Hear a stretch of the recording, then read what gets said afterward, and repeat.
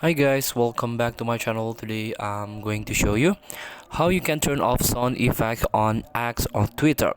So all you have to do, just tap on your profile.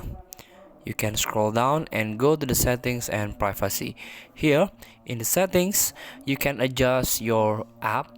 For example, you can change your or manage your security and account access. You can go to premium. You can see how you can monetize your app or your account, sorry. You can manage notification. You can manage what information you see and share on X.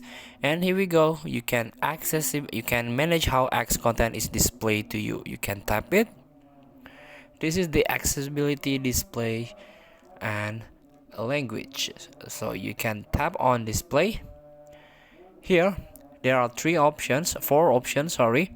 And I want you to turn off the sound effect here.